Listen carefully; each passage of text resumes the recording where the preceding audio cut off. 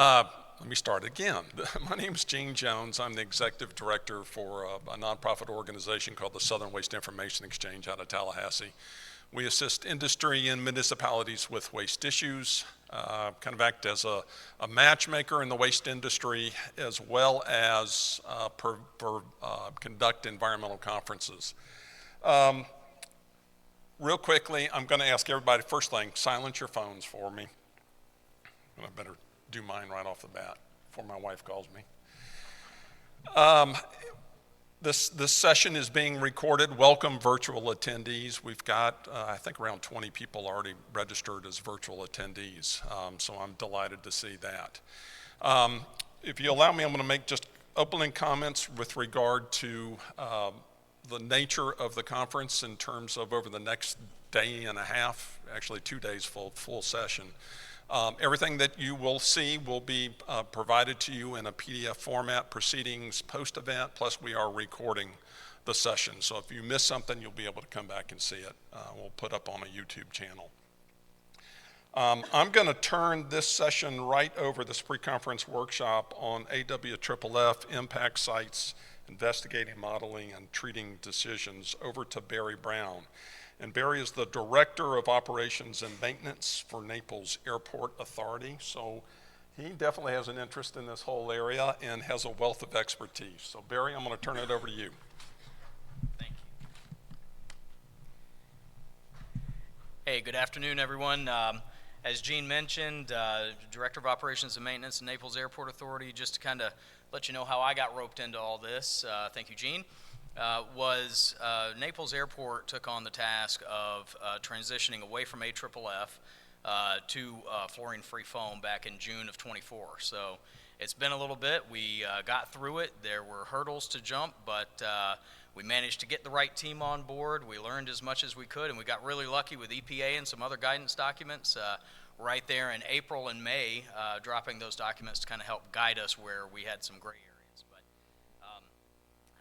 You today, you have a great agenda. You have experts here that are very well versed in their fields, and I look forward to learning a lot from them today, because as I stated earlier, I haven't really revisited the topic in a little while since we got past it and we had other problems to deal with as well. But I'm not a sciencey type, and I did not stay at a Holiday Inn Express last night, so hopefully I'll do my best to catch up. So first up, we have Andrew Horwath.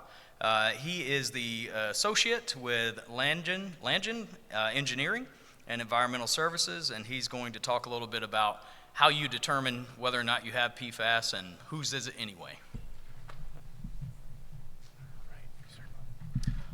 All right, thank you, Barry. So as Barry said, my name is Andrew Horwath. I'm with Langan Engineering and Environmental Services. I have a little over 20 years of experience, environmental consulting and engineering. I work out of our Indianapolis office and do a lot of work in the Midwest. I used to do a lot of work on the East Coast, but I am here today to talk about AFFF source attribution. Full disclosure, I used AI for some of my images, so I want to get that out of the way now. All of the analysis I did myself, but some of the images you'll see, and you can probably tell, looks a little AI-y.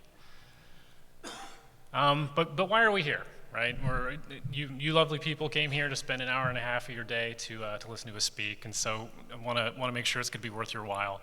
But I'm going to go through a case study today that talks about PFAS liability. It's about an AFFF site. There was a release of AFFF, and during the course of our investigation, a lot of questions came up as to what was ours, what's not ours, what are we going to be responsible for, that sort of thing.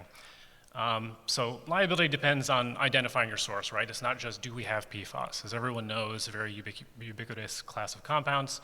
They seem to be everywhere these days. I know Barry and I were just talking about, we reminded ourselves that it's in the rain, for crying out loud.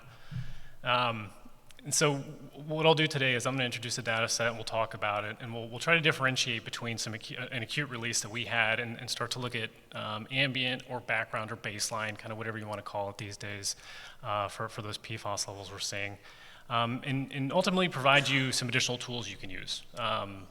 Again, just looking for the total PFAS isn't the most helpful. It can be another line of evidence, but there's other tools, including fingerprinting, looking at ratios, media comparison, fractionation, that sort of thing. And so here's that AI picture again. This is what it really looked like. Wasn't that exciting? I couldn't get one during the firefight. I didn't know about it at that time, and they probably wouldn't let me near that stuff anyway. But not as glorious. And I apologize, this is the most jam-packed slide I have. It won't be like this again. This is a wall of text, and I hate doing it. But just wanted to give you a quick background of this site. And so this was a pretty massive manufacturing facility fire. It was a metalworking facility. They had this really big fire they couldn't put out. The local fire department showed up, tried to blast it with water, couldn't put it out. They had fluorine-free foam, which I guess Naples is using now, that sort of thing. Still couldn't put it out, so they called the military. Military showed up in their bright, shiny ARF unit, and then they blasted this thing with 600 gallons of that AFFF. And all told, I think it was over 1 million gallons of water, basically just all over the facility, this manufacturing facility, in these real deep pits that were about 25 foot deep. And it went out the door, parking lot, into a stormwater ditch, and basically off-site. This area has bedrock at around 20 feet below grade, a lot of karst geology. And as we started asking questions, we said, hey, what did you use out here? The first response we got was, well, it's PFAS free. And we kind of dug into it a little bit, and we said, are you sure? And they said, okay, well, it's not PFAS free, we were just kidding. But it doesn't have PFOS and PFOA. We said, okay, so we kind of figured out at that point in time that there were definitely fluorotelomers. They had told us PFOS, PFOA weren't in there. And they wanted us to sign a very restrictive NDA and said, hey, can you please sign this? And it was so restrictive that we couldn't refer to it at all. We couldn't use any of the information in the formulation for what they had used. And so us and the client, we decided, hey, this isn't worth it. If getting that information and not being able to use it would be worse than just not having it, because we could start investigating and figure it out. But eventually we did find out that the mil-spec C8 was used, which is fluorotelomere based, and that was through a long FOIA process with both the regulator and the federal government. So if anyone's ever done that, that was a fun process. So we did verify that they did indeed use the fluorotelomere based AFFF, but they also did use some of the PFOS based, well, we assume it was PFOS based, and you'll see why I say that. So what we're going to do here in this case study is we're going to look at PFOS, PFOA, and the 6,2 fluorotelomere. Those are the markers we chose to use to evaluate the AFFF source versus other potential non-AFFF sources. A lot of different PFAS compounds were identified, but there were just so many. These ones were just the vast majority of our large concentrations. So I had to black bar a bunch of things just to keep it anonymous, but basically we've got this facility, and the release is over here, if you can read that. It says fire area. And that's where we had a couple of really deep pits where a lot of the water flowed into. We had a lot of foam, so we knew that was our source. So we did collect a sample out of those pits. And then what happened is the water ran out of this facility on that south side, that south corner, hit this ditch, and went along the entire ditch all the way off-site. In the course of that, we assume had gotten into subsurface. Again, rock was around 20 feet, fractured rock. And then other things to know about this site is across the street we have a potable well. There's actually 4 or 5 potable wells. This one was used for human consumption. The other ones were for crops and cattle, and they weren't being used for human consumption. This property to the south actually had a spring. So it was artesian. You had water that was coming up from the ground, it was collecting, and then it had its own ditch that ran northwest and joined our ditch pretty much off-site. So that's the site. I'll try to refer to this just very briefly. I know it's hard to understand all this just at first glance. So the data set we're going to talk about today, there's about 171 total samples. You can see the breakdown there. There's 148 on-site, about 21 off-site. The analytical methods that were used early on, it was method 537, I believe. So we weren't able to see some of those fluorotelomers early on in the investigation. But as things went forward, we started using that 1633 method to see a lot more, see that bigger spectrum of PFAS compounds. And I didn't include any field duplicates. I didn't want to duplicate that information, and I didn't find that useful. And we didn't do any data validation on this. This is just raw data, me using Excel and churning through it, just try to put together trends. So big picture. So this is all the media across the site over those 171 samples. On the left side, you've got soil, sediment, and sediment. So that's going to be on-site, off-site. And then from there, you've got water. So it's going to be municipal water, city water, potable well water, pit water, which again, in the facility, you've got groundwater, trench water, all that. Blue is going to be on-site data. Orange is going to be off-site. And so you can see from here, it varies pretty widely by media.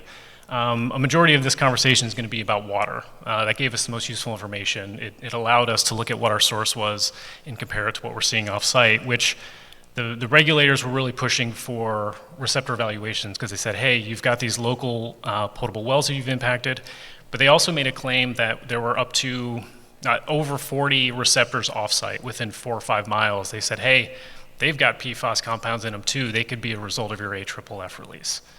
I shook my head. I was like, there's no way. I mean, this was less than a year that this had happened when they made that claim. And so we had to start, our client had to go on defense and say, whoa, time out. Not all of this is ours. But as you can see, this is the distribution of what we had found out there in this data set so far.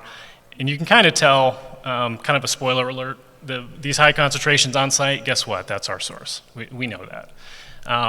The question now is, well, what else are we responsible for? Because, you know, a good example is this potable well right in the middle, potable well offsite, right? You've got concentrations that are getting close to the bottom of what you would call our potential source with the AFFF impacts. And so just looking at this doesn't really solve anything, right? So what I want to do is talk about some other tools we're using to kind of show that, hey, we know it's ours, and we're pretty sure that's not ours, and we can talk with the regulators and say, look, we're not going to clean up every single molecule of PFAS out here, but we will clean up what was ours. So like I said, we're going to focus on water for the most part. So right here, this is just where the mass is, right? This is just magnitude of concentration. So our highest was a CRO2 and a CRO1. Those were water samples from the ditch. So this thing, like I said, 1 million gallons, filled this thing up. It would deposit PFAS along the ditch. It would flow off-site. We eventually stopped that. We used carbon filters and got a really good reduction on those concentrations. But just looking at this, you can't quite tell what's going on, right? You see this Residence 2 spring, which is off-site. Again, orange is off-site. Well, it's right in the middle, so is it ours? Again, spoiler alert, probably. I don't have the potable wells that are off-site on here because they're really low concentrations, right? We know that. They're around 1 PPT for both PFOS and PFOA. So they're not on here, but again, you can just kind of look at this and say, all right, where are the biggest concentrations? Okay, so this all makes sense. This is pretty obvious. This is nothing fancy. And then you can move to AFFF likeness. So what we do here is it's called cosine similarity. What we're trying to do is figure out, okay, with all these samples, does it have a similar or same fingerprint?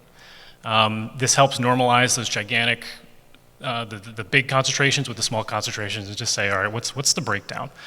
And as you can see that CRO2 and CRO1, and here we're using CRO1 as a reference. So everything gets compared to CRO1. So if it's got a value of 1 on the cosine similarity, it's extremely similar.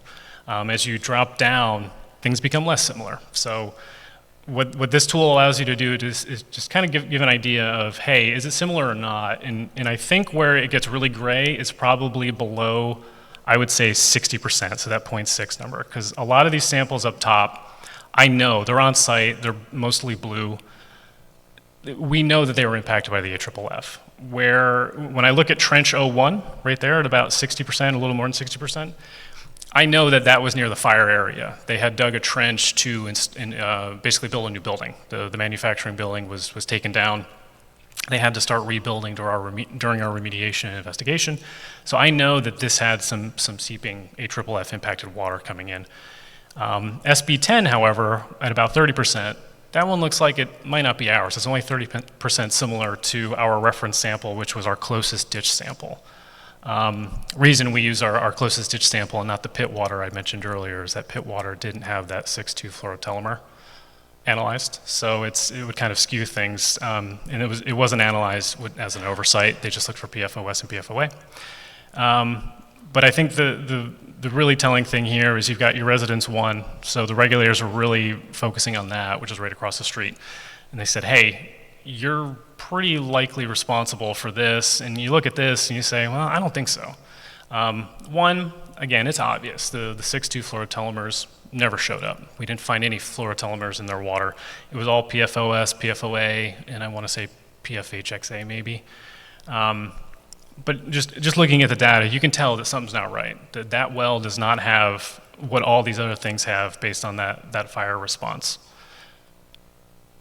Another thing that we're doing is we're going to look at the fluorotelomer fraction of the total PFAS. So again, I can't use that pit water sample. I wish I could, but that one would be way, way, way over here, I bet, because it had one of the highest PFOS hits and just no FTS evaluated, but it would be way up there. But what I find interesting here is you've got a fairly nice linear relationship between a lot of these samples that have the FTS in it, right? So as the total PFAS goes up, that FTS fraction is also going up. When you look at the far left, right, you've got no fluorotelomers on all those samples, so you've got that potable wells over there. You've got that municipal water, which is that green spot. And so, again, you can look at this and you can show a regulator and say, with the samples we've collected, you can see this trend. And you don't see the trend in these other samples. So there's a case to be made, I think, that yeah, there's a PFAS problem out there, but it's not a result of the fire. The AFFF clearly had the 6,2 fluorotelomer in it. Another thing we do is we look at the relationship between PFOS and PFOA. The pit water sample we're allowed to use, right? So this was absolutely ground zero right here. So it had a very PFOS dominant signature. And you see this grouping up here with those ditch samples, including the CRO3, which is a ditch sample offsite. They're all very PFAS heavy, PFOS heavy. And then you've got this grouping here that are all kind of mixed with a lot of the other samples that are kind of hovering around that 1-to-1 line with PFOS to PFOA. So that to me suggests either there's a mixing going on, fractionation, contribution from multiple sources. Not quite sure. Again, the municipal water has a hit, so right around that 1-to-1, the city water had about the same amount of PFOS as PFOA. So did that offsite potable well. So it seems pretty obvious to us that there's kind of a regional or background or baseline, again, whatever you want to call it. There's something going on out here that's not us. So no fluorotelomer, the ratios are all off. Another thing we'll do is we'll look at just the fraction of the total PFAS. I keep harping on it, but the pit water, we didn't do that fractionation for the fluorotelomer, so you don't see it, but it would have probably a large purple bar if they had analyzed for it. But again, you can see the signature in the, well, sorry, this is multimedia, but you can see the signature mostly in the water at the bottom, and then you got the sediments have a little bit in it, which is probably deposition related. Our soil at the top doesn't seem to have any of that fluorotelomer, but those are soils that are subsurface soils below the sediments, right? The sediments are what we were interested in with the immediate ditch investigation and remediation. But again, another line of evidence to say, look, we know this was impacted by AFFF, but it looks like some of these were not, especially that potable well. And I guess so. Bit of a fun fact: so that potable well, they were actively using it. When this all happened, the regulator asked them to stop drinking their water, and they put them on city water. At that time, their groundwater concentrations were lower in both PFOS and PFOA than the city water. So they put them on city water, which was nice. And then when we went back to sample the well, the potable well was actually a little bit higher, but we're talking, 1 pp. We're hovering around 1 ppt for both PFOS, PFOA, and I remember talking to the client. And he said, "Well, what should we do? Should we put them on the potable water, and we'll pay their water bills for 10 years?" And I said, "100% go for it. Absolutely. If they want to drink the water, that's fine. It's city water. They're going to trust it, but it basically got our client out of a little bit of hot water. Not that litigation has gone away at all, but I found that ironic, and I couldn't say anything. So transitioning a little bit from water. solids with the soils and sediments, like I kind of alluded to earlier, the soils on site were fairly low. The AFFF hasn't really had time to migrate. Not that those compounds are going to migrate and percolate through the soil that well. But the sediments, when we're looking for that those stormwater impacts, that's where it was. That's where we found it. But those gigantic pits, those 25-foot deep pits, are sitting right on top of rock, and they leaked. Right, you could see the water just kind of dropping. So we know it got into that subsurface, and that's going to be really the next really big phase of investigation once we can get a well network in the ground, a full well network. So the other thing with this project is, so we've looked around. We've got a lot of industry around us. We've got a lot of ag fields, so biosolids potential. Again, city water with 1 PPT, PFOS and PFOA. If anyone's flushed a hydrant or they've used sprinkler water, they're gonna have PFAS impacts. Industry around us, we haven't reached out to them just because potential litigation. We don't want to start just asking them, hey, have you used PFAS? No reason, just asking, sort of thing. But we know there's going to be background contributions here with a claim from the regulator saying, hey, there's over 40 groundwater extraction wells, agriculture, residential, industrial. They pull water. You're responsible for those. No, we're not.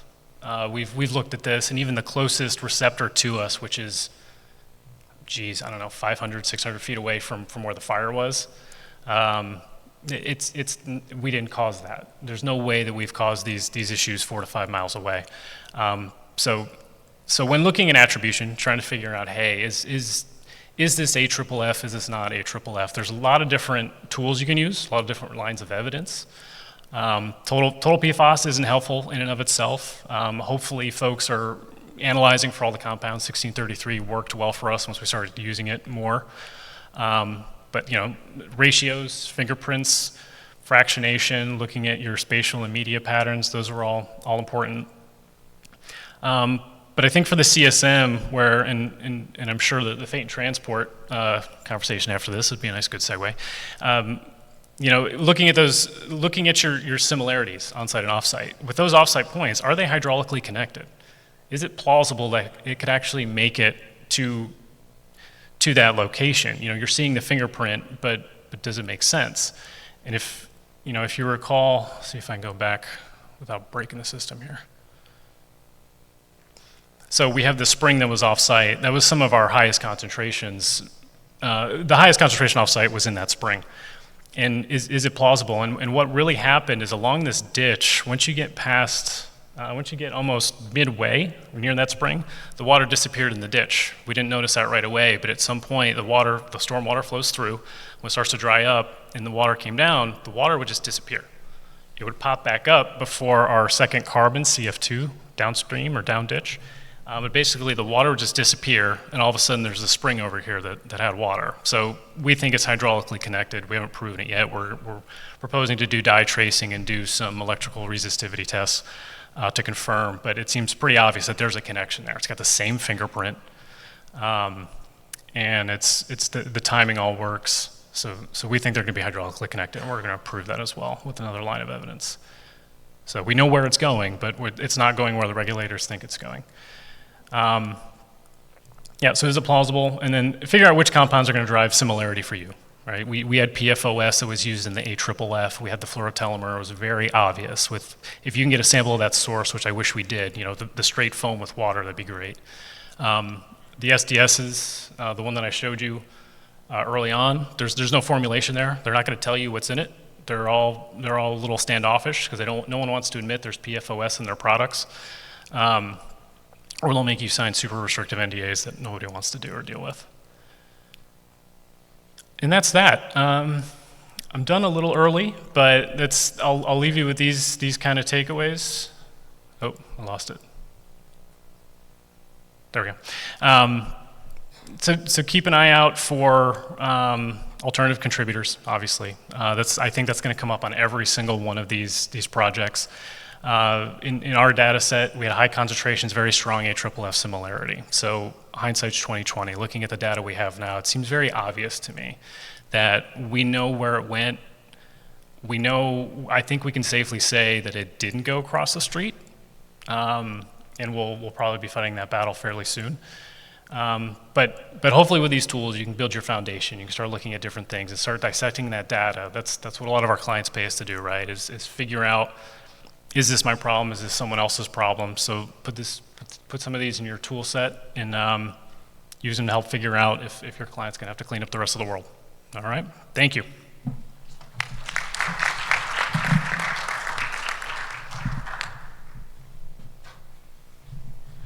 All right, thank you very much, Andrew. And as you start talking about, how you figure out what's yours and how this came to be, the next person we have on our panel is Candace Beauvais.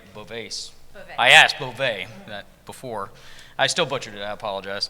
But Candace is going to talk a little bit about where does it go from there and how does it get there.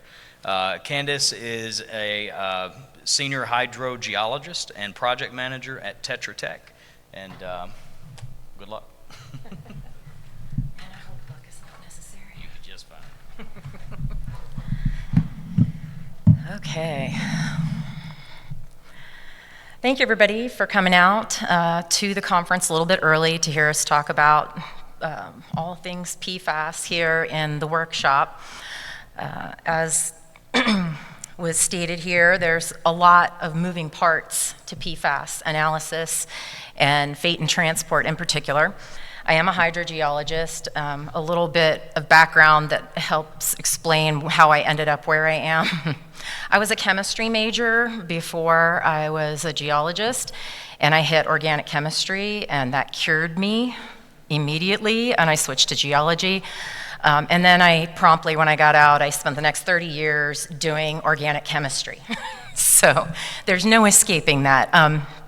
But yeah, my specialization was hydrogeology, a little bit of chemistry, so that helped me with the PFAS part. And then also GIS. I've been doing GIS for about 32 years. So that all plays into what I'm going to show you today. And let's find out. Oh, yes, it worked.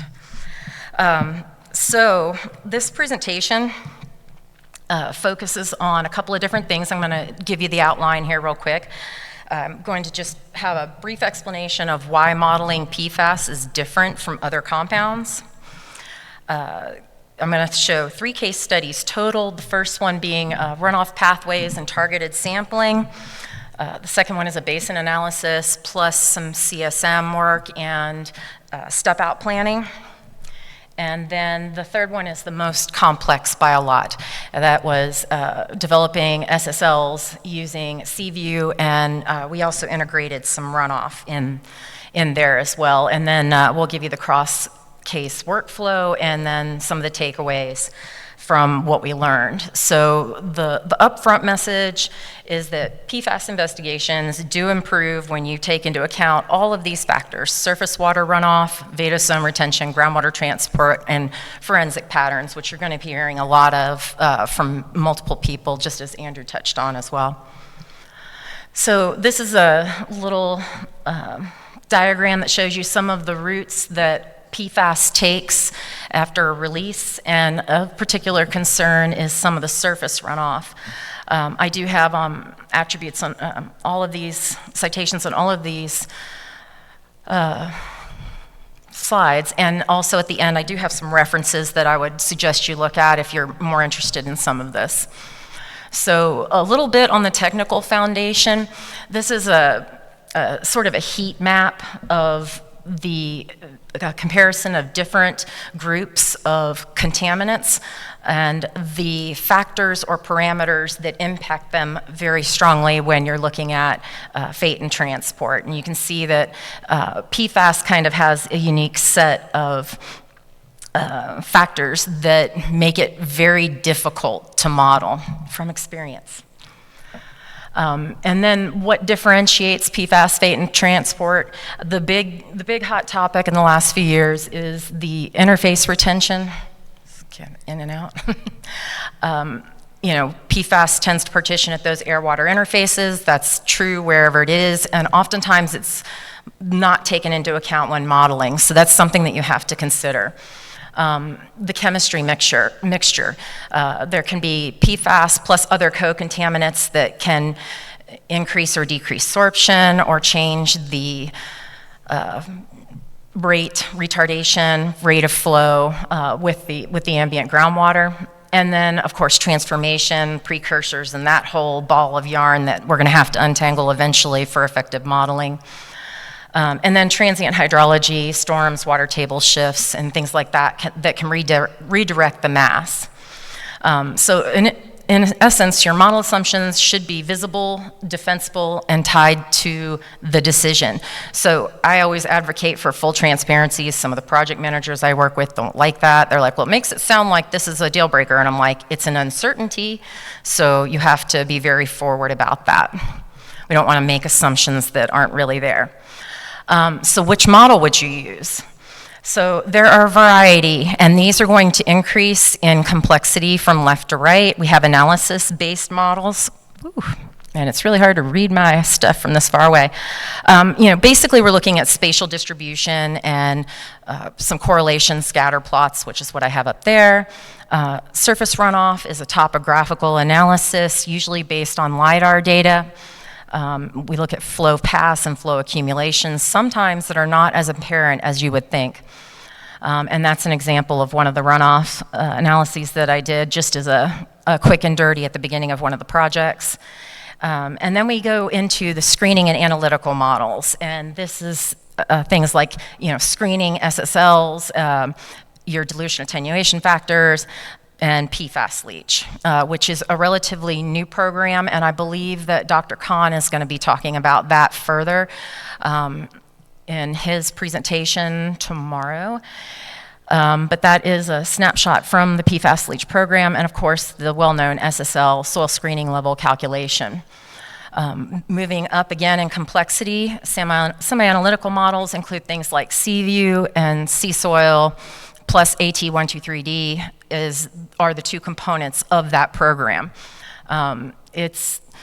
It does, sea soil is used to model the vadose zone, the unsaturated zone, and AT123 does the groundwater saturated zone. And those can be coupled or run independently. And recently, the gentleman who keeps up Seaview has incorporated parameters for PFAS, and I have used it on a couple of sites, and it did work fairly well, and it's very consistent as it is old. These two programs were developed for EPA back in the 80s, I believe, so yes, ancient. And then the most complex is the 3D numerical model, groundwater flow, fate, and transport.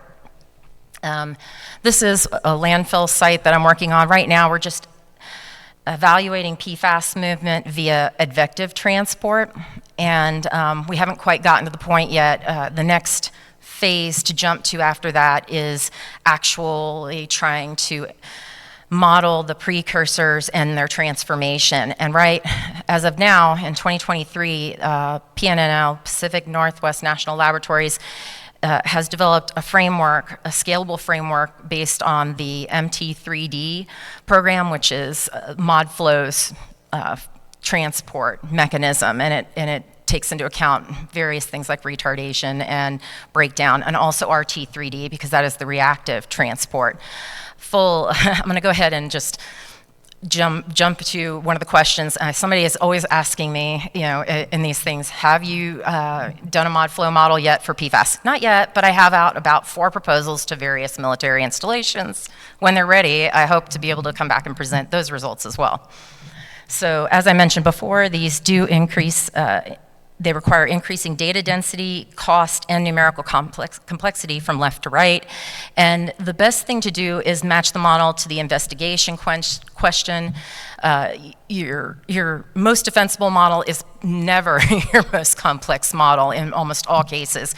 Simpler is better. And I always start on every project on the left-hand side. That is done for every one of my projects. I start with analysis and then move to surface runoff, and then decide where to go, screening analytical, semi-analytical, or full numerical after that. So modeling works best in a weight of evidence framework.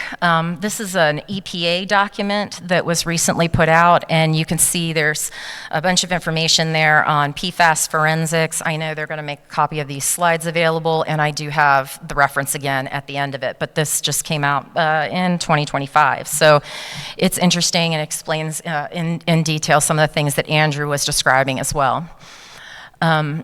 Then this one by Zenobio and Dora Chang, who I used to work with, a structured forensic framework for PFAS source differentiation under target-only analytical constraints. That's a lot and sounds like it might put you to sleep, but simplified, they recommend that you take these 6 steps. Develop your CSM and do your data gathering. Next, compositional and concentration screening, including diagnostic ratios, which Andrew did touch on a little bit ago. Some spatial pattern analysis. That one's going to be a little bit more complicated because PFAS is still relatively new on the scene, so we don't have a large body of data, and we really need that temporal component to have good modeling. Oops, backwards? Oh yeah, and then multivariate clustering. So this is my first case study. This is a project manager that I work with. That's a very small site. And she's like, well, what would you do if I, let you have your way on this? And I was like, oh, I have ideas. Let's go ahead and talk about that. So this was surface runoff analysis to inform sample placement. So the question that was being asked is, where would PFAS migrate if we only considered groundwater flow direction, right? Because we usually find a hot spot and then we're like, which way is down gradient? And then we start sampling out that way. There are other things to consider there.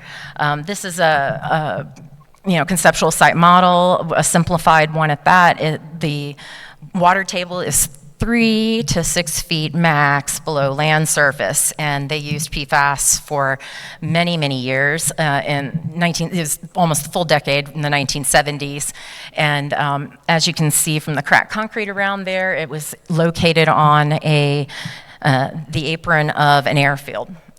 So we use surface water runoff analysis of LIDAR to evaluate flow accumulation and pathways, and use it to identify sampling locations that groundwater-only CSMs might miss.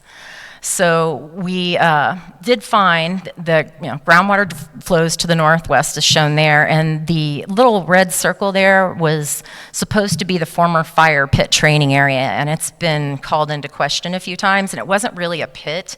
Because it was on the apron, they brought in a bunch of cinder blocks, and they would throw in wood and volatiles and everything else, set it on fire, and then the fire extinguishing team would come over and put it out. But because it was sitting on top of a concrete apron, it ran off, basically on the low spots there. And it's interesting to note that, even after all this time, that we could see some of these flow paths, so it doesn't always go where you think it's going to. So we had some potential missed sources when only groundwater flow is considered. And when I say missed sources, I just mean if it ran off in some direction other than down gradient. So what we found supports paired soil, sediment, surface water, and shallow groundwater sampling, and it helps communicate why the step outs are placed outside the apparent groundwater flow axis. So this is what we found. You can see the little red circle over there is supposed to be the fire training pit, and I put in the highest concentrations. That's 110,000 nanograms of liter of PFOS for this little tiny site. And when we look at it, the primary flow path around there, all of this is generated from a net of points that I drop over it, and then it just follows after I condition the system, flows downhill. So I told her, I really want to see if I can prove that this stuff flowed off in one direction or another, and then the concentrations in the subsurface decrease. So those are all micrograms per kilogram on the orange points, which are soil borings. So it went 20 or so at the northeast part, then 57, 48, 19, and then dropped off to almost nothing. So it looks like that did work pretty well for what we were looking for. And the surface water runoff can diverge from groundwater. And we may have potentially missed some sources if we hadn't. Wow, I think I repeated myself on this one. So going on to case study number 2. This one's a little bit bigger because I am a geologist, first and foremost. Of course, we have to have some cores in here. But this was a basin scale runoff and receptor evaluation at a fairly large site. This is one of the watershed analyses that I did, similar to what I just showed you. We just have the condition LiDAR behind it, and those dashed areas are where, on the left side, they maintained firefighting equipment, and on the eastern or right side, that was where they have a wastewater treatment plant that they spread sludge on the ground. And as we know, biosolids are becoming a huge topic, and I do believe somebody's going to cover that as well. But I did the same analysis for all of these sites on this particular installation, and that was the one that I showed you earlier, 2 of the runoffs from those. So the first thing, I've been with Tetra Tech now for almost 5 years. I was with another company for 22 previous to that. Project manager asked me, he's like, if we had a crash near the southern end of the runway, is there any chance that PFAS impacted water ran off and is impacting properties adjacent to our facility, just southeast of the site? And so I went through this process and dropped in a couple of pour points along each side of first I started along the installation boundary, and then I went to the other side, and then did, within the GIS software, I did a wetland or watershed a delineation, which is that bottom one. And essentially anything that happened on the southern end of that runway actually is traveling north and then east. So some of this stuff you can get from, just looking at watersheds, but it also helps to see the direction that these things take once they leave the area. So some key CSM elements for this site, surface soils and shallow units include clay-rich and alluvial depositional environments, so that means sticky stuff. Runoff and shallow groundwater pathways are definitely controlled by changes in topography and engineered features, things like culverts. Finally, step-out planning improves when the detections are viewed against model flow paths and hydrostratigraphy. So there are 3 primary formations in this area, core samples as promised. Alluvium is around the rivers at the facility. There's a lot of sand from floodplains and silty material. Then the next lower layer is primarily sand with interbedded clay and silt. Also has some lignite or coal seams, which is great because who doesn't like a little activated carbon under their PFAS? And then the third one is it just sort of flips. It's primarily clay and silt with some sand seams in it. It still does have lignite. So these were the 3 primary materials that we saw at this facility. And this is our depositional environment. And you can see we have a guy that used to work in oil, and so he's great at these things. I do not do this stuff. I just rely on him. But this is what he divided into. We have soil that's clay-rich at the surface, deltaic plain, alluvial fill, alluvial sand, channel sands, and then the coal or lignite, and then underclay paleosols, then those only appear under the coal seams. So this is a little block diagram I made. It won't be quite as fancy as some of the EVS diagrams, and I believe somebody is going to talk about that too for CSM development. But these are the same 4 that I showed before, and to the left, that material is more of the clay, silty material with some sand stringers, and to the right, the yellow color is the alluvium. So strip away the image off the top, and you can see that I've added relief to this, and they've managed to put the solids right at the top of a hill, which is always great for runoff. So again, this is the same thing, just added contours so it's a little bit more clear. And when we have rain on the site, we get runoff from these impacted areas, and it flows in some odd directions. Over on the western side there, that horizontally rectangular area, you would have thought that it would flow off right from the site, and it doesn't. It flows kind of down and then over and takes this little odd path more towards that low space on that pond. And so you can see that this is where it flows. I showed that before. And then this is development of the plume from that. And you can see that there is a pretty strong correlation between the pattern of the, surface water flow and where we find PFAS in the groundwater, which is what these two represent. Those are groundwater plumes. Of course, over on the west side our highest concentrations in that area, I think it was about 27,000 total PFAS for the big 9 that we usually analyze for. This is a similar thing. I'm going to go in and we're just going to cut this in half. Right around that line and tilt it a little bit so that you can see some of the wells there. And then this is what it looks like when we add our, environmental sequence stratigraphy with the left-hand side being the delta plane and alluvial fill, those finer grain materials. And then you can see the concentration over in that area. Yeah, it was about 28,000 total PFAS. But when you go down to the deeper well, MW233D, it actually went from about 28,000 down to 0.274, so several orders of magnitude. Again, it's nice to have carbon underneath of your clay. Also, vertical movement is restricted. Over on the east side, though, and you can see we've used that yellowish color to correspond with the alluvial material, we have concentrations that are going directly down. So they're going to go back and resample and install some step outs for this site. Obviously, we're going to need a deeper well on that side. But we can use modeled flow paths to support some targeted step outs, which is what I did at multiple sites at this facility.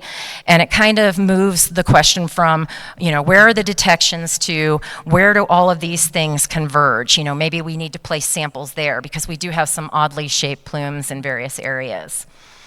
And this is what it looks like when I step through the process. I think most people like pictures, so this is LiDAR, and I added a little bit of color to it so that you can see the elevations. And then the surface runoff flow. This is a more sparse distribution, which I always start with, and then I add a much finer net, and you can see where water tends to accumulate in the lower areas. And then taking off the flow paths, this is just the arrows where, again, they end up in the ditches. You can see there's a road that runs through there, and it's kind of acting as a bit of a divide, which informed where I was going to sample. And I even did a little bit of catchment analysis, so baby watersheds, just to show, where there might be some internal drainage concentrating this material, concentrating the PFAS impacts. And those were some of the concentrations overlain with the flow paths. And you could see, up at the top, we have that 5.81. It's kind of on the other side, the high side of a divide. But if, east of there, we also still have more PFAS. And again, this was the plume as it looks in the groundwater with the surface water runoff overlaid on top of it, and these are the step-out locations that they are working on now. The one in the middle that's northeast of the hotspot is to confirm whether or not that concentration is hot, because this is an artifact that it shows dark like that of the kriging method that was used to develop the plume. And then we get into the big one, and I think I've got just enough time to run through this. So this was the hardest one. You can see the fire training area up there. We had massive impacts all over the site. There is a clay layer at the bottom, which you see on this cross section. And this is the one that I did model using AT123D. So I just did saturated modeling. And the reason that I did that is because if you look here, there's some fill on these cross sections, and they addressed, as I mentioned before, when they burned at these pits, they would throw in all types of volatiles and set it on fire. So they went in and they remediated the stained soil years ago for the VOC. So we have very clean soil at the top. We know this from previous sampling. But the PFAS is still caught up in the subsurface, which is the most important thing.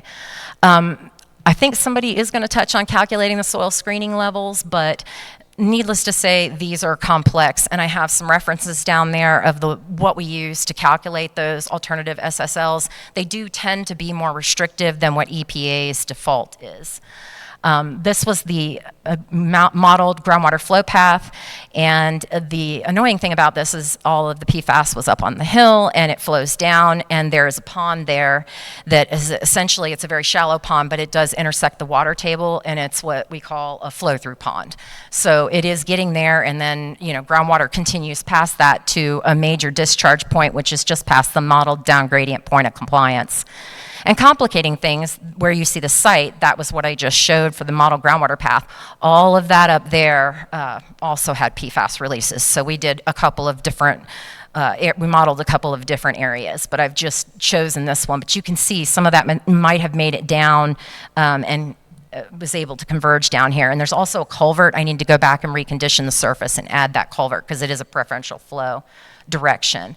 I did use Seaview. I do recommend that you attend Dr. Khan's presentation, but the output for that is these curves, and both in spatial and on this side, this has a temporal component showing when the concentration reaches a well and what it does after it gets there. And so what did we learn? Ooh, 25 seconds. Are we missing runoff paths? You know, we were able to identify surface runoff pathways that did guide our sampling, and then we wanted to know where should our step outs go on that other site. We used basin analysis for that, detections, and geology to support targeted step-out planning. And then on our third site, how do soil sources affect groundwater over time? They act as continuing sources. So when I modeled that one, I did only put it at the surface of the water table because we were a little restricted on time. So doing the saturated, unsaturated model was a little bit complicated and too much for the time that we had left. So this is a practical workflow for the sites, you know, CSM, surface runoff, targeted sampling, fate and transport, and then go back and do it again, because that's what we do. We should be involved at every step around the way. And finally, your take-home messages, surface runoff is definitely useful for your step-outs. PFAS-specific behavior is very important in modeling, and integrated models support better sampling. So questions, I think, are going to be at the end, but there is the QR code for my LinkedIn site if you'd like it, and my address or my email address if you have any questions. Thank you.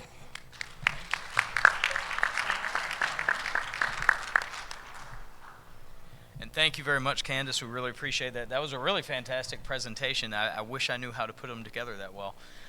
So next up, we have Dr. Raj Melkote. He is the Chief Technology Officer at 374 Water.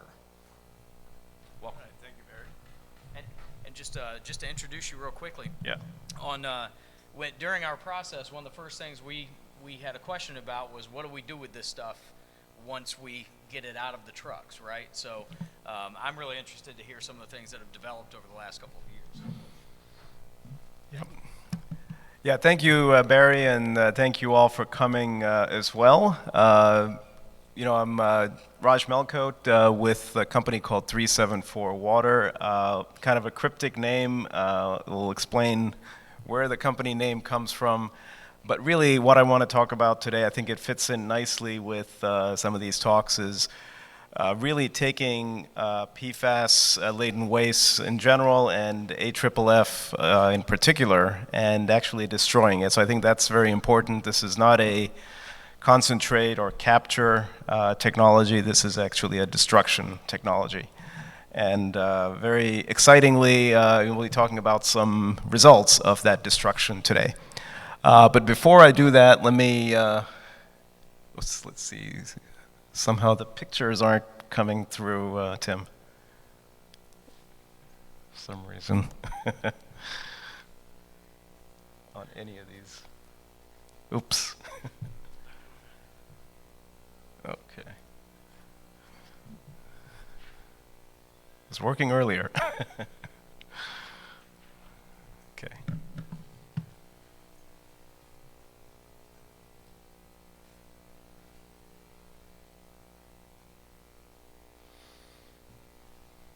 We have good technology and bad technology. That's right.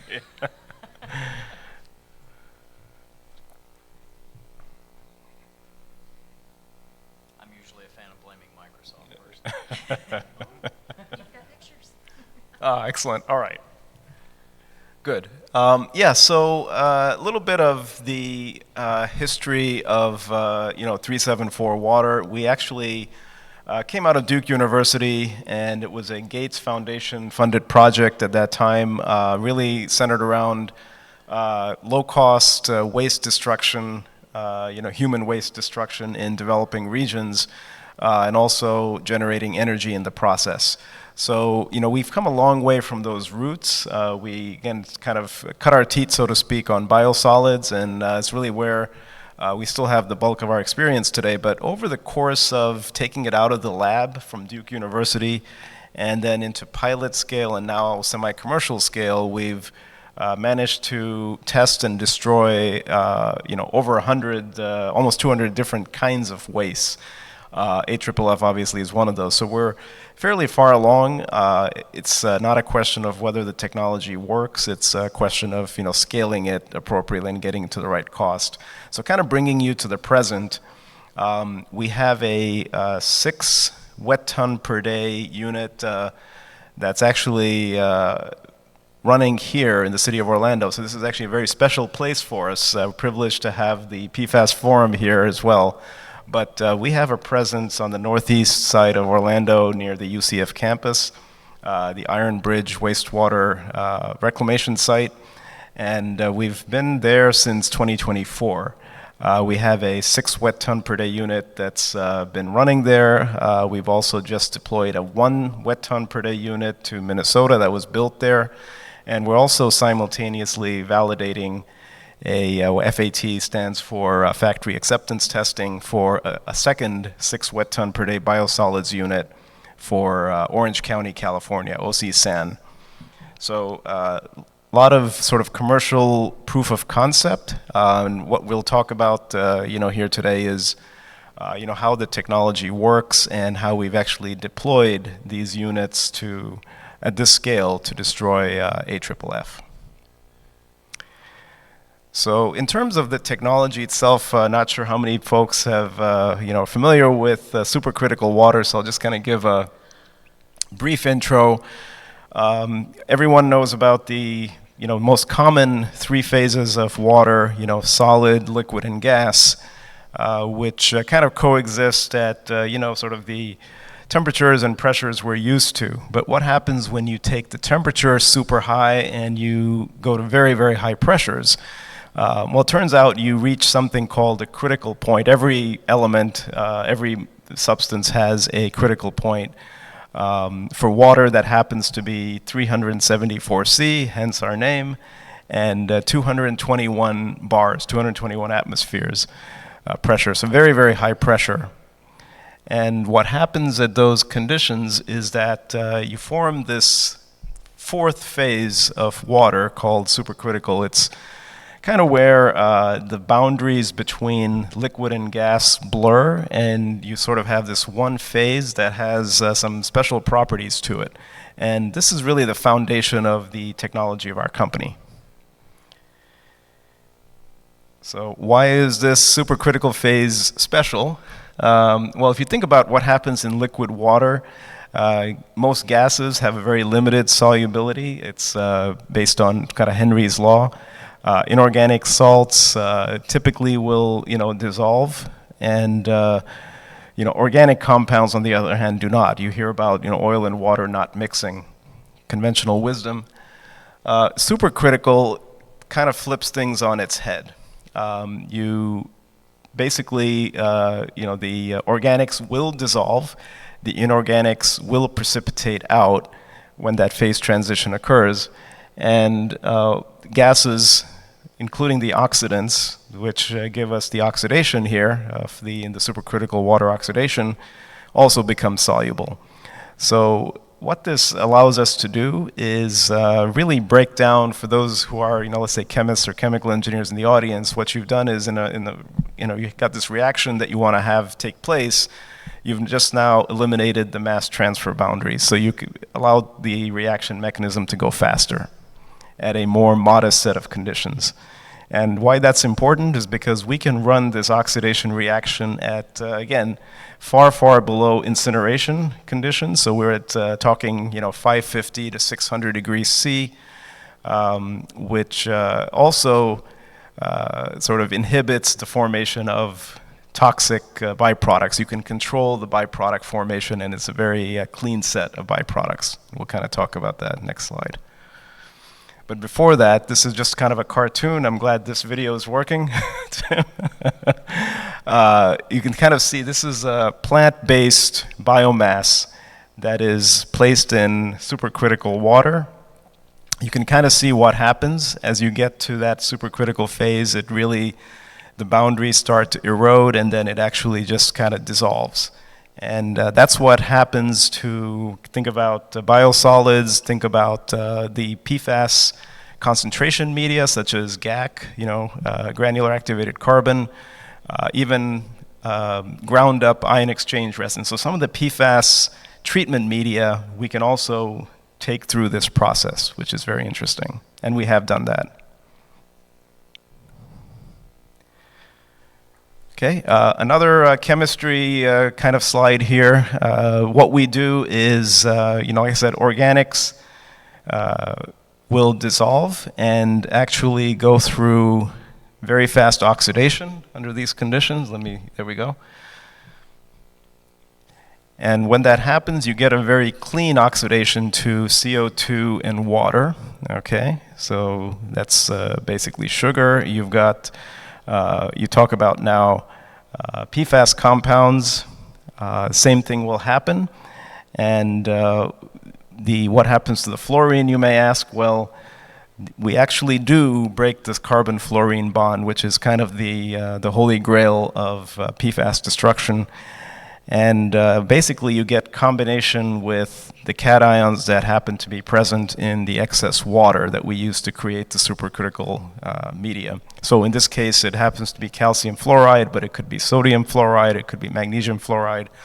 But basically you end up mineralizing the fluorine that's in the PFAS. And the same thing applies to sludge or biosolids as well. So bottom line is this is a very clean oxidation process and very minimal byproducts. And this has been verified through not just effluent sampling, but air vent gas sampling as well. Okay. So again, kind of a schematic of how SQUO works. I don't have a pointer here, but we kind of look, it's sort of in a black box fashion. You've got the inputs on the left, which are air, waste, and water.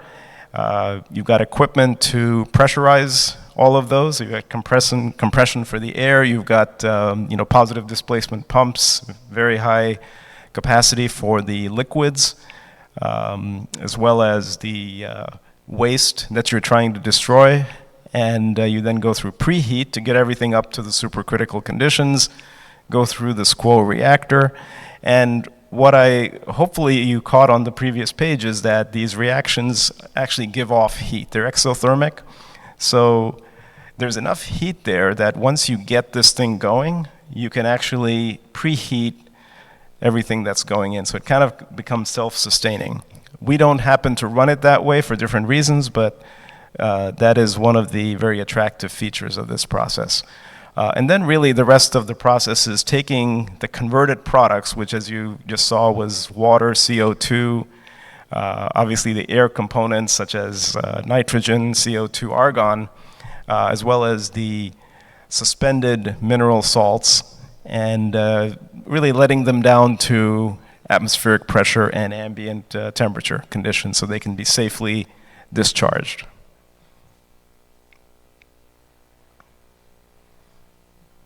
Okay.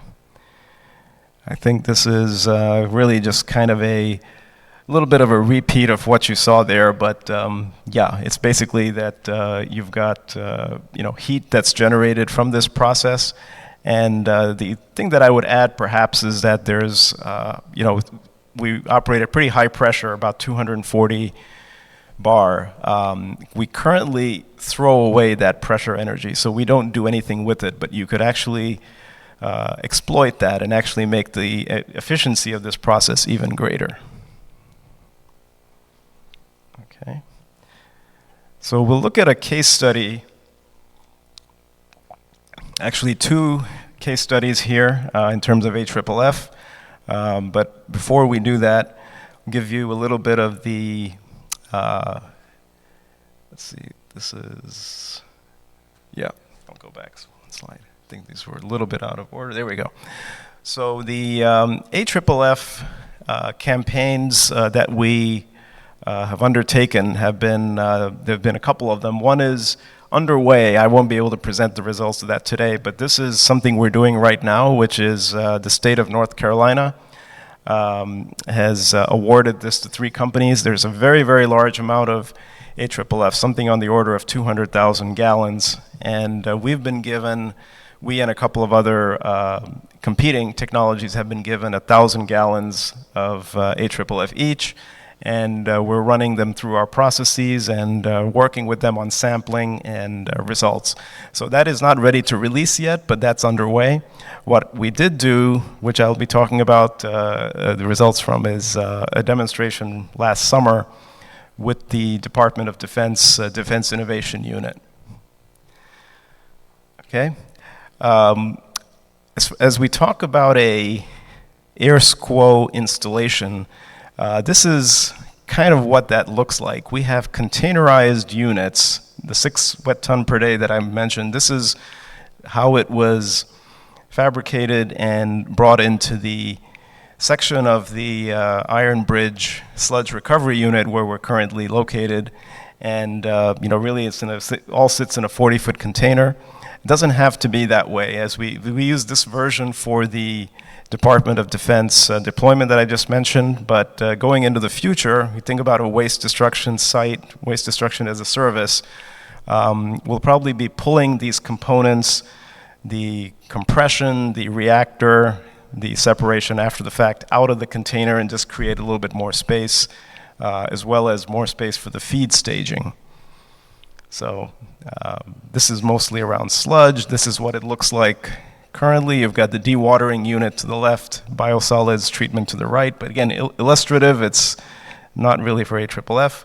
What's more relevant for AFFF is, in addition to the squow process itself, you really need to invest in a staging area. If you think about how AFFF concentrates stockpiled are received, it's in totes or 5-gallon pails. Can be different forms, and you want to be able to receive them, analyze, sample, do dilution, mixing, any chemical amendments, et cetera, necessary, and doing it all in a very spill-contained, very safe kind of environment. So that's, I think there's some pictures here as well that we're missing, Tim, but it's okay. Not sure if that's going to show up on the next slide, but basically the AFFF staging area has to be invested in so that we can do this very safely. Then really the process itself is really 4 steps. One is analysis of the AFFF in terms of total fluorine, the PFAS analysis, et cetera, and that use that information to really come up with the chemistry formulation. The second is really what conditions do we need to dial into the squow reactor to make sure that there's optimal destruction. Third step is actually running the squow process and collecting samples. And the fourth step is really, we get the effluent and we really need to segregate that before we can do anything with it. Segregate, analyze, and make sure that it's, has low enough PFAS and can meet discharge limits for the site that we're on. And we're happy to say that in the case of the city of Orlando, we are able to meet those discharge limits without any post-polishing steps. And that's pretty significant. So before I get into the AFFF results, just as a side, this is a kind of a sampling of some of the wastes we have destroyed. I think what's noteworthy is you got these top row and bottom row different wastes. everything on the top row except for the extreme right, the soil concentrates, we have destroyed at the semi-commercial scale in that 6 wet ton per day system. We have a small lab unit in North Carolina where we've looked at the stuff that's on the bottom half of the page.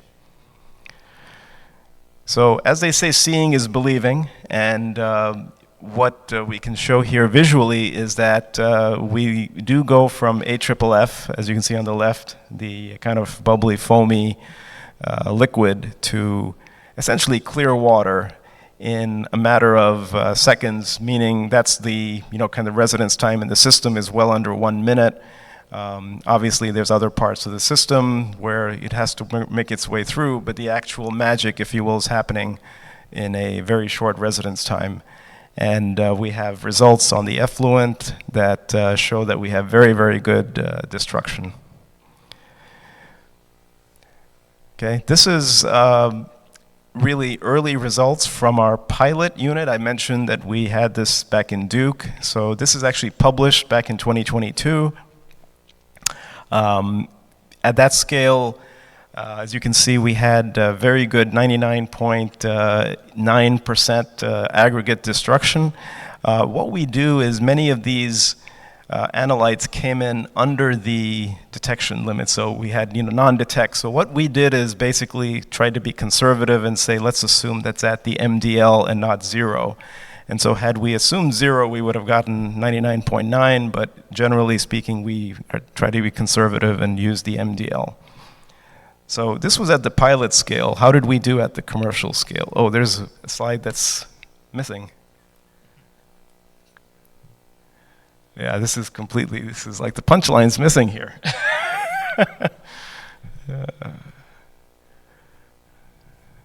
Maybe go yeah, I ran through it before and that was all there. So wonder if there's any hidden slides if you go. That's what I'm.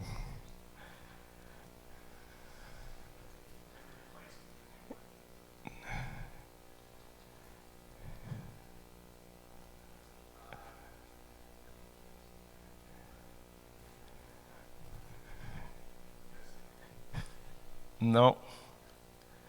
There was like 2 or 3 slides before this that, yeah, when I ran through it before this, it was all there. So in case we're not able to find it, basically we, there's a couple of slides there, and hopefully you'll see this when you get the material, where we talk about the conditions and under which we did the destruction at DIU.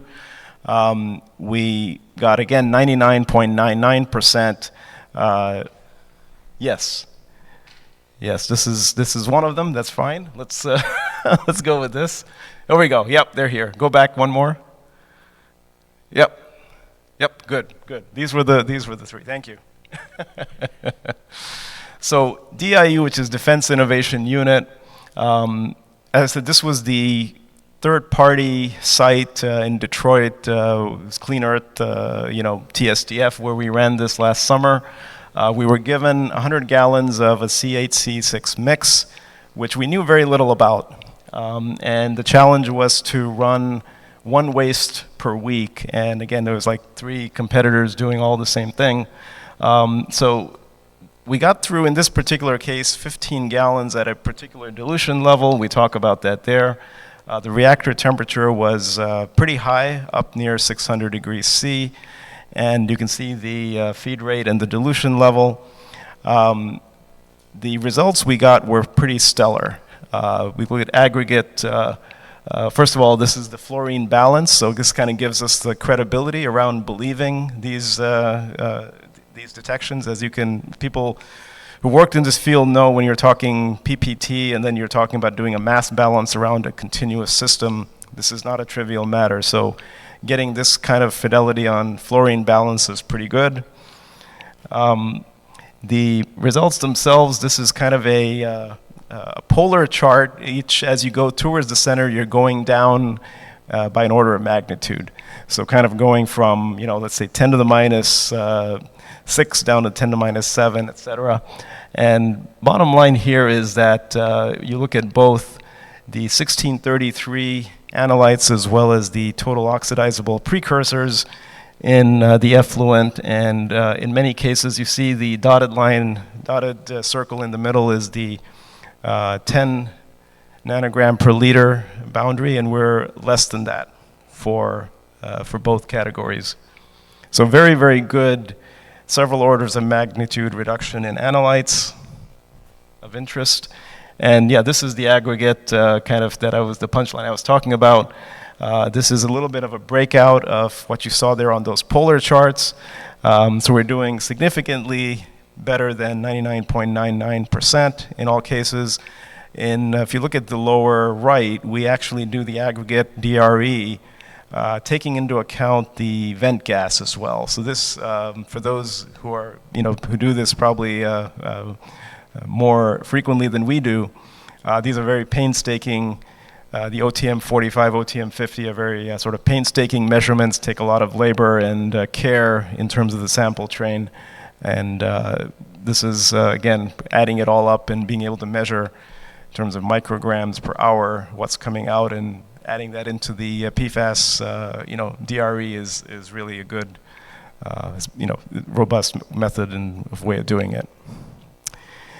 So in addition to the 99.99+% DRE that we've shown on AFFF, we've looked at this on other wastes as well: sludge, GAC, ion exchange resin, and landfill leachates. So not the topic of today, but certainly kind of illustrating the capabilities of this technology. And so what I would kind of leave you with is we have a technology here that has exceptional destruction efficiency, can really be positioned well across multiple sectors. We've kind of shown here the federal application, which is very, very relevant to Department of Defense with all the Air Force bases that have either AFFF stockpiles, or actually one of the studies we're doing, just taken on for Battelle, is around the training runoff, if you will, from firefighter training, and looking at some of that stuff. Nationwide footprint, if you will, in terms of how we can deploy this technology. Although we're kind of moving more towards a hub and spoke model, where we would use, for example, Orlando as our hub and have folks bring their AFFF waste to this site and destroy it here. That's what we would prefer, but it could be done on a nationwide deployment kind of basis. Okay, and the last message here is that it is scalable. I think that was one of the beliefs for a long time, that you would run into various issues when you tried to scale, just because of the extreme conditions under which this technology needs to run. But we have worked through some of the main hurdles and are actually able to make this viable now. So leave you with that, and I guess with all the little glitches, we got to just the right amount of time here. So that's the silver lining. Thank you very much.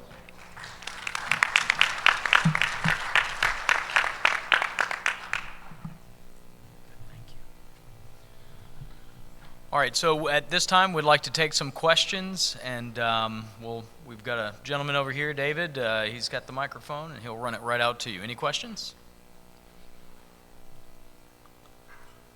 Not everybody. There we go. Excellent. Yeah. Question for Dr. Page. You mentioned that your technology can treat the leachate. So how can you tell us a little bit more about the treatment for the leachate? Also, I'm sorry. Just tell us a little bit more what's the cost, what's the process you treat the leachate.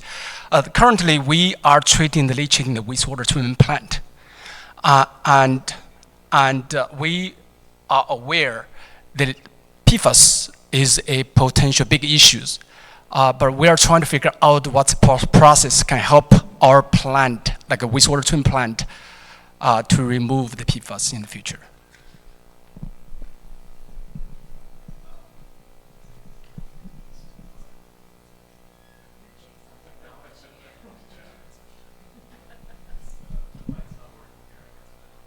This appears to be wireless. Okay, so I think the question was around leachate and the potential of this technology to destroy leachate. Yeah, I would say we've only done a couple of demonstrations of that. The trick is to, I think, assess the brine formation potential of that leachate, which can be problematic sometimes. So it's all about optimizing dilution and really suspended solids as well. So there's some criteria, and heavy metals. So there's some criteria that we need to bound the feedstocks by before we can accept it. Halogen content as well, very high halogen content is not good. So we kind of know what we can accept, so it would depend on characterization of your leachate, I think. If it fell within that boundary, we feel we could at least give it a shot.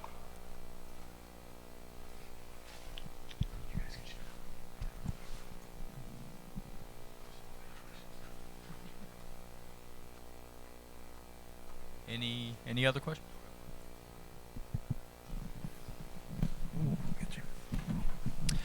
Yes, just to expand on that, what are some credentials that you, off the top of your head, know this treatment process would not work for? Any heavy metal constituents or chelated ligands, anything like that, that you know this is not going to be right for? Yeah, I think, like I said, anything that has a high salt formation potential, I think would be something we would avoid. Again, and also, heavy metals and halogen content. It's mostly because of the metallurgy of the system we use and corrosion / more like leaching potential, I would say, for the metallurgy. So. And do you ever worry about any of the reactivity of any of the substrates or the products you produce in this? Sorry, can you repeat the last? Do I worry about the reactivity, creating any other potentially hazardous or? Oh, no, that's it's a good question. I mean, during the AFFF destruction, for example, this is again part of the process development. You have the potential to form HF in situ, and if you don't make the right process adjustments, I'll say, and additive pH amendments, you can actually see HF coming out in the vent stack, and that's when you know that you've kind of crossed, a process boundary. So that's what there's some art there for sure, but that's the only example I would, that comes to mind. Yeah, great, thank you.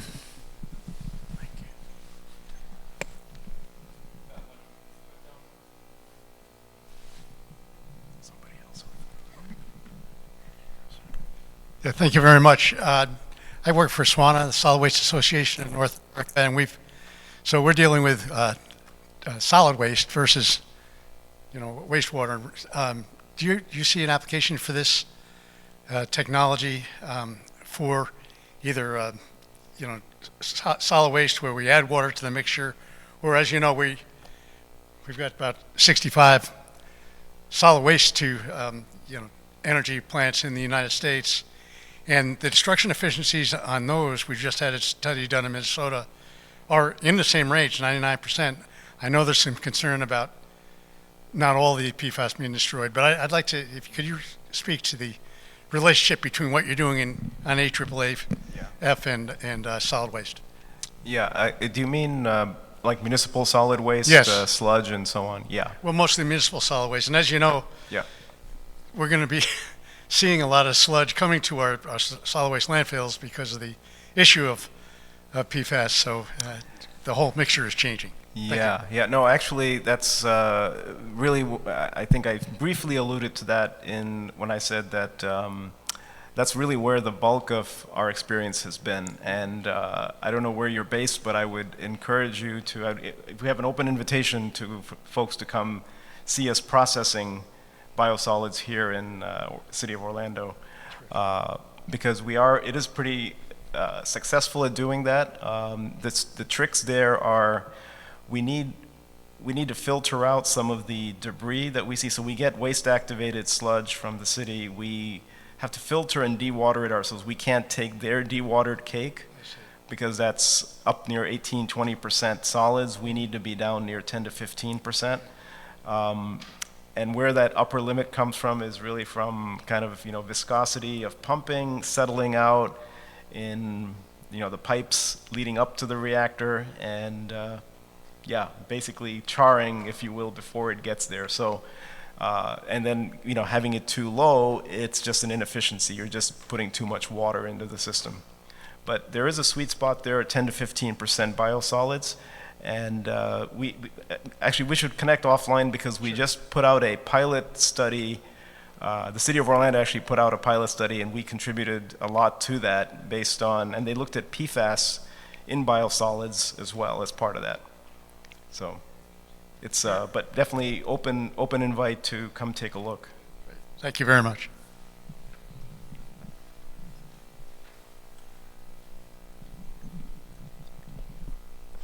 Little curious about the mobilization requirements for your container. 40 feet seems a little big. And then also like personnel and how many people to actually process. Yeah, I think the personnel, I can address that first. Our vision is to have 2 operators and 1 engineer, really to run the unit. That should be all it takes. We are right now, and actually I would encourage you to kind of keep your eyes open for a press release coming out. We've just deployed a trailer-based 1-ton unit to the city of St. Cloud, Minnesota. Again, it's a municipal biosolids application, and we don't see that necessarily. We see that more fitting in as far as demonstrations. I think as far as practical on-site, AFFF destruction and so on, probably not going to, it's probably not going to, consume as much volume fast enough to make it economically viable. Thank you. So. Any other questions? Anybody opposed to getting out of there a couple minutes early? Oh, there's one more. One more? Oh, all right, fantastic. That person.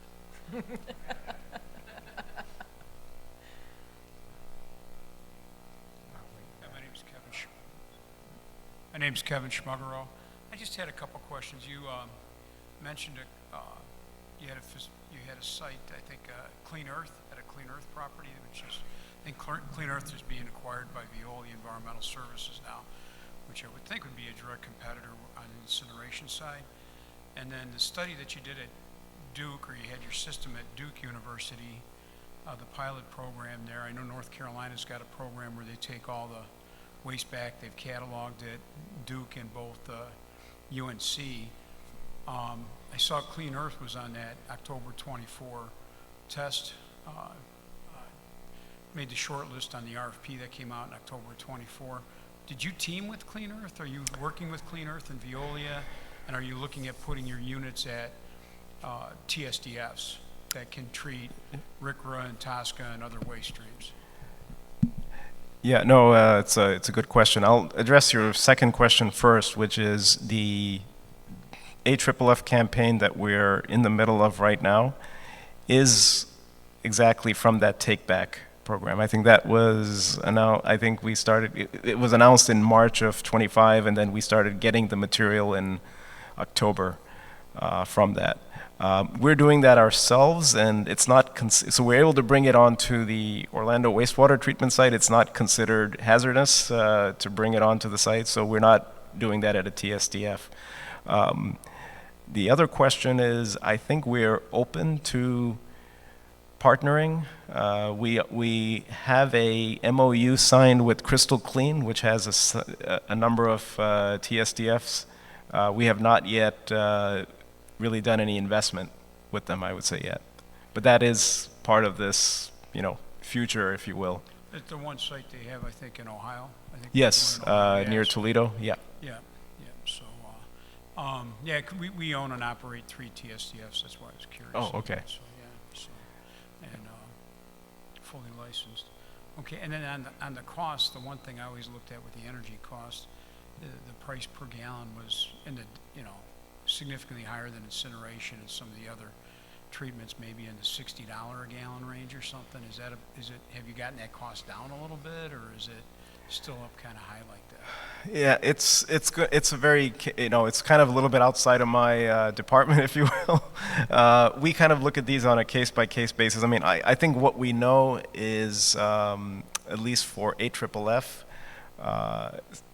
based on publicly, published information, that there are players that have paid, 110, 120 a gallon to destroy it, and we think we're competitive in that range. We don't have that volume of AFFF yet to treat, but that's, that would make it viable. Actually, we would be viable at So even a 60 lower. might be a low number, 100 might be kind of where you Yeah. see the market, maybe on the high end. Yeah, but Okay. biosolids is a little bit different. That's where you're talking 100, 150 a ton. So that's, you got to be, for us to be competitive there, we have to be at a much higher scale. Yeah, But that's what I- AFFF, we think it's, the market is there. Is there? Okay, very good, thank you. Can I just tag on to that just briefly? So you're destroying on site, correct? So if I understood the question correctly, it's the cost of destruction. If you don't destroy, this is something that we went through, you have to deal with transportation. And transportation hazmat is not cheap. And something else.